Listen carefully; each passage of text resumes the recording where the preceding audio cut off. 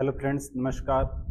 आशा करता हूँ आप स्वस्थ होंगे, एकदम बढ़िया होंगे, अपने जगह पर सभी तन मन से एकदम बढ़िया होंगे। तो आज हम बात करने वाले हैं, आप सभी ने बीएसटीसी का एग्ज़ाम दिया है, जिसने बीएसटीसी का एग्ज़ाम दिया है और बीएसटीसी का रिजल्ट अपने सामने आ चुका है। तो ये आपके लिए बड़ी इम्पोर्टेंट खबर है काउंसलिंग से रिलेटेड। आपने अगर बीएसटीसी का एग्ज़ाम दिया है तो इस वीडियो को ज़रूर देखना।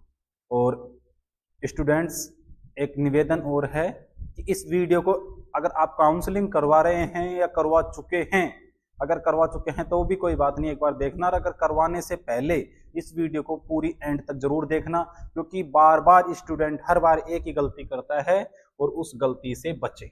गलती करने से बचे। कौन सी गलती होती है आपसे, तो वीडियो के एंड तक जरूर देखना। 20 जुलाई से आपके काउंसलिंग का प्रोग्राम चालू हो चुका है, 30 जुलाई तक काउंसलिंग रहेगी और सारी बातें करेंगे कि कितनी कट ऑफ जाएगी, कितने नंबर वालों को काउंसलिंग करवानी है। तो आपका भी ज़्यादा समय नहीं लेंगे और आ जाओ।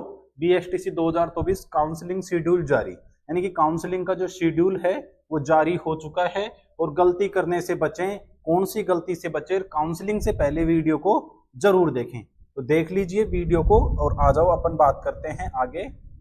हाँ, इम्पोर्टेंट बात। हाँ, तो सबसे पहले तो अपन बात करेंगे कि गलती से कौन सी से बचे। अगर आप काउंसलिंग करवाना जा रहे हैं तो उससे पहले इस वीडियो को जरूर एक बार, निवेदन आपसे, पूरी अंतिम समय तक देखें। तो आ जाओ और सबसे पहले बात करते हैं अपन कि काउंसलिंग का शेड्यूल। काउंसलिंग शेड्यूल शॉर्टकट में लिखते हैं काउंसलिंग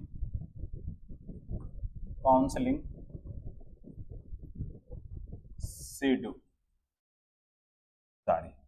और कब से है काउंसलिंग, किन किन को देखनी है, काउंसलिंग में क्या करवाना है, इंपॉर्टेंट बात ये देखिए अपन कि आपको काउंसलिंग से रिलेटेड किन बातों को ध्यान में रखना है। इंपॉर्टेंट बात है कुछ, हाँ, तो उनको देख लो आप। हाँ, क्या क्या इंपॉर्टेंट है। तो सबसे पहले नंबर की बात, एंड तक वीडियो जरूर देखना। पहली बात तो ये कि सबसे पहली बात, एक, अपने को काउंसलिंग किस प्रकार से करवानी है। तो प्यारे विद्यार्थियों, आपके सामने आपका रिजल्ट आ चुका है। रिजल्ट में आपके मार्क्स हैं, रोल नंबर है और रिजल्ट में आपके दिया है काउंसलिंग आईडी। काउंसलिंग आईडी करवाना है। ये काउंसलिंग आईडी क्या है? ये काउंसलिंग आईडी है कि आपकी कौन सी रैंक आई है, उसमें अंतिम 5 डिजिट आपकी रैंक को दर्शा रहे हैं। 1 है तो 1 लाख के भीतर है, 2 है तो 2 लाख के अंदर आपकी रैंक है और 3 है तो 3 लाख के अंदर आपकी रैंक है। इस प्रकार से आपकी रैंक का निर्धारण किया गया है। अब दूसरी बात, काउंसलिंग आईडी 2 प्रकार की है। जिन विद्यार्थियों को, कुछ विद्यार्थियों को 2 प्रकार की, एक तो काउंसलिंग आईडी जनरल और एक लिखा है संस्करण। और ये दोनों ही प्रकार की काउंसलिंग आईडी लिखी हुई है। तो इंपॉर्टेंट बात, जो विद्यार्थी संस्कृत से हैं और जो संस्कृत से बीएसटीसी करना चाहते हैं, उनको ये संस्कृत वाली काउंसलिंग आईडी उपयोग लेके फॉर्म भरना है। और जो विद्यार्थी जनरल से हैं, उनके तो एक ही आईडी है, तो उनको उपयोग में एक ही लेनी है भाई। और जो विद्यार्थी संस्कृत से हैं, उनके 2 आईडी हैं, तो उनको संस्कृत वाली उपयोग में लेकर के भरना है। सबसे पहली बात ये। अब दूसरी बात, कॉलेज कितनी भरें, कॉलेज कितनी फिल करें, कॉलेज कितनी भरें, कॉलेज कितनी भरें भाई। अगर आपके कॉलेज कितनी भरें, अगर आपके 4 जनरल कैटेगरी में 420 प्लस मार्क्स हैं या अन्य कैटेगरी में 400 प्लस मार्क्स हैं, तो आप कम से कम 50-60 कॉलेज तो कम से कम भरिए। यानी कि आप, पता है, सेफ जोन में हैं, फिर भी भरिए 50-60 कॉलेज, क्योंकि कुछ भी रूल आ सकता है, कभी भी कोई भी XYZ। दूसरी बात, अगर आपको बीएसटीसी करनी है तो आप मैक्सिमम कॉलेज भरिए, क्योंकि बीएसटीसी की कोई कट ऑफ नहीं जाती। जिस प्रकार से अपन कॉलेजों का आवंटन होता है, उस कॉलेज को चॉइस करने वालों के ऊपर निर्भर करता है। तो ज्यादा से ज्यादा कॉलेज भरिए और अंतिम में आप ऑल राजस्थान पे, ऑल राजस्थान को यस करेंगे, ऑल राजस्थान यस करेंगे, ऑल राजस्थान को यस करेंगे, क्योंकि आपके कम मार्क्स भी हैं और आपने जो कॉलेज भरी है उनको ज्यादा मार्क्स वाले चॉइस करते हैं, तो आपको दूसरी जगह कॉलेज मिल जाएगी। दूसरी बात कि जो पहली लिस्ट है उसमें बीएसटीसी की 95% सीटें, 95% सीटें पहली लिस्ट में क्या हो जाती है, पहली लिस्ट में भर जाती हैं। तो कहने का अर्थ ये है, अगर आपको ऐसे लग रहा है कि हम दूसरी काउंसलिंग में हमें कॉलेज मिल जाएंगे, दूसरी काउंसलिंग में ज्यादा भर देंगे, ऑल राजस्थान तब कर लेंगे, तो 95% सीटें पहली लिस्ट में भर जाएंगी।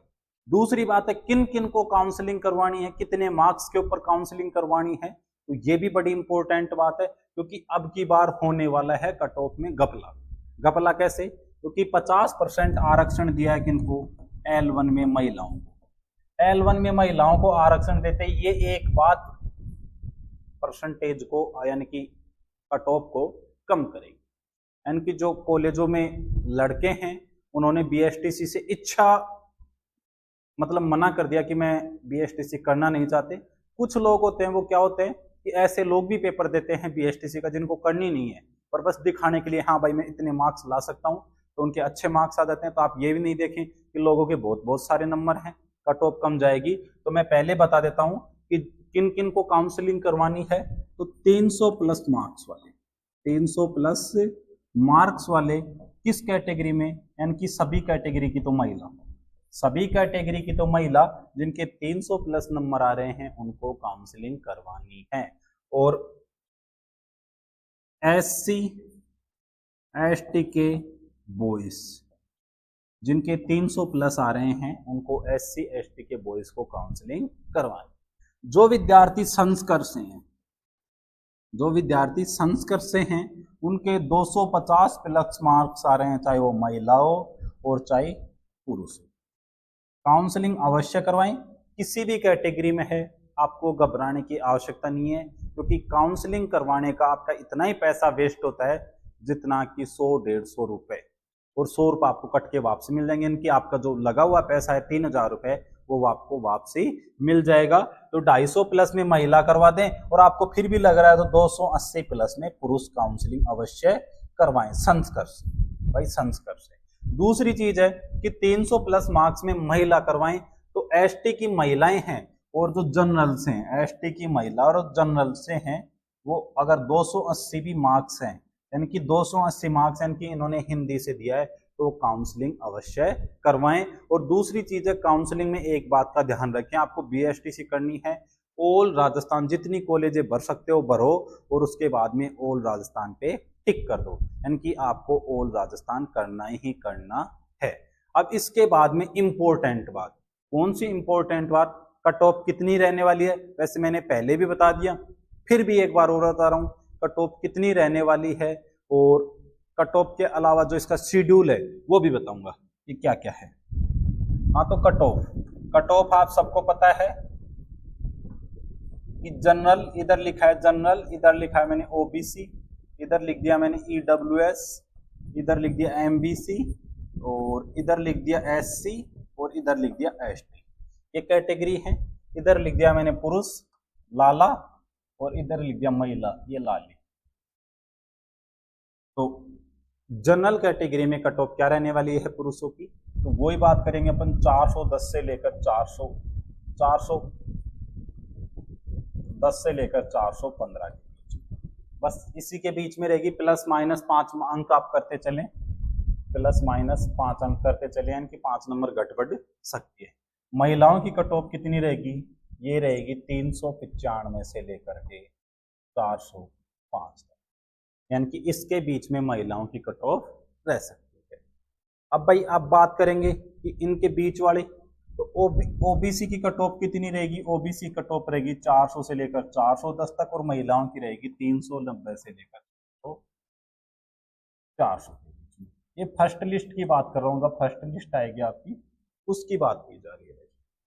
EWS की क्या रहेगी, EWS की भी लगभग सेम रहेगी, 400 से लेकर 410, और इधर 390 से लेकर, और ये रहेगी 405 महिलाओं।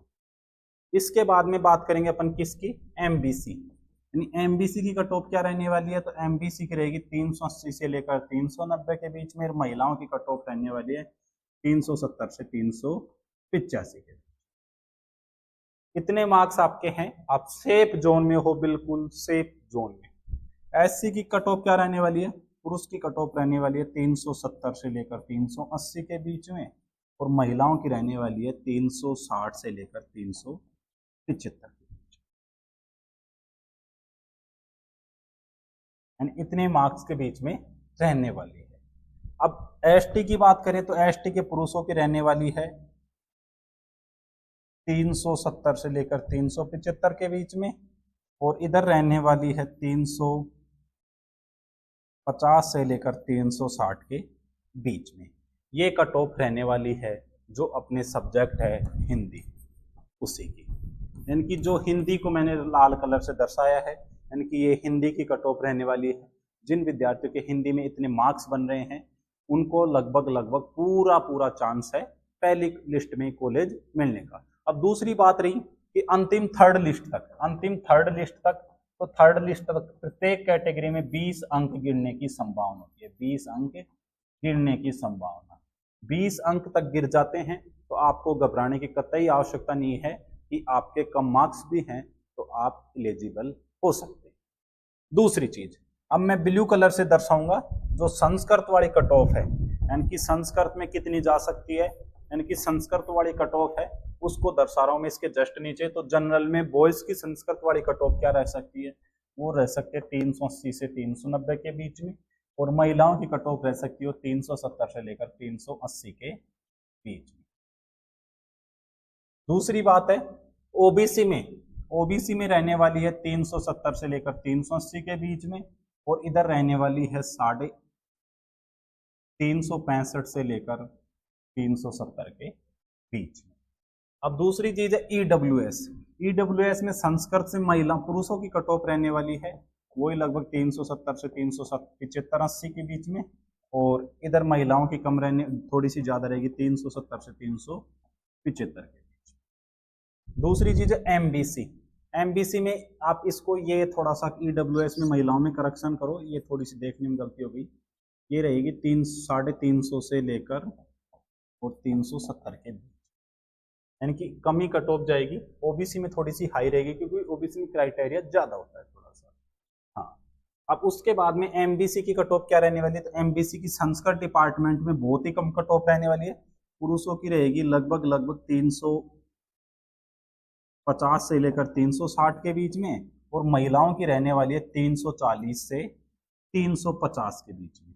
महिलाओं की बहुत कम कट ऑफ रहेगी एमबीसी में, और इसी प्रकार एससी एसटी में महिलाओं की कट ऑफ बहुत कम रहेगी, यानी एससी में पुरुषों की रहने वाली है वही 350 से लेकर 360 के बीच में, और इधर रहने वाली है महिलाओं की 330 से लेकर 340 के बीच में, और एसटी में पुरुषों की रहने वाली है वो रहने वाली है 345 से लेकर 350 के बीच में, और महिलाओं की रहने वाली है 300 से लेकर 310 या 20 के 15 के रूप में, आप 20 लिख लो इसको, इतने तक आपकी कट ऑफ रहने वाली है।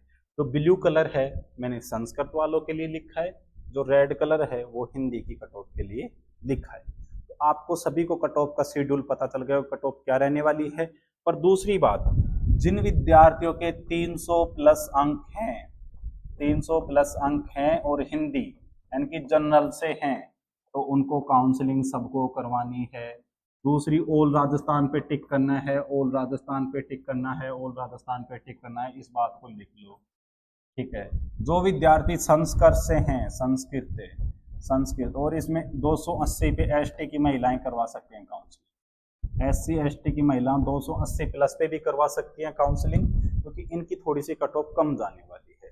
संस्कृत वाले हैं, संस्कृत में जो महिलाएं हैं, महिलाएं 250 प्लस में कट ऑफ करवाएं, कौन सी, एससी और एसटी की, और इसके अलावा 280 प्लस में एमबीसी, ओबीसी और ईडब्ल्यूएस की महिलाएं काउंसलिंग करवाएं संस्कृत में। आपको अंतिम बता रहा हूं कि भाई इतने में काम, और पुरुष हैं चाहे किसी भी कैटेगरी का हो, 300 प्लस में पुरुष काउंसलिंग करवा दें। जनरल का पुरुष काउंसलिंग करवा सकता है 300 प्लस में, ओबीसी का करवा सकता है 300 प्लस में, एमबीसी करवा सकता है, और 280 प्लस में पुरुष किस कैटेगरी का, एमबीसी, एससी, एसटी, ये काउंसलिंग करवा दें। आपका बीएसटीसी में लॉटरी लग सकती है। काउंसलिंग शेड्यूल आपके जारी हो चुका है, आप सबको पता है। 20 जुलाई से अपने काउंसलिंग हो रही है। काउंसलिंग शेड्यूल अपने यूट्यूब चैनल पे ही पोस्ट के रूप में डाल रखा है, आप उसे भी देख सकते हैं। धन्यवाद। वीडियो को एक बात और, आप वीडियो को देखते लेते हो पर लाइक नहीं करते हो। आपके लिए इतनी मेहनत करते हैं, कम से कम एक लाइक बनता है, लाइक का आपका कोई पैसा नहीं लगता, तो लाइक कर दिया करो। आप लाइक करते हो तो उससे हमारे को थोड़ा सा मनोबल बढ़ जाता है कि आपके लिए इतनी मेहनत कर रहे हैं तो आपने हमें पसंद किया है। तो आपको थोड़ा सा बुरा भी लगे तो थोड़ा सा लाइक कर दिया करो, पर लाइक अवश्य करें क्योंकि इतनी मेहनत से वीडियो बनती है। तो एक बार लाइक जरूर करें। धन्यवाद धन्यवाद धन्यवाद। जय हिंद।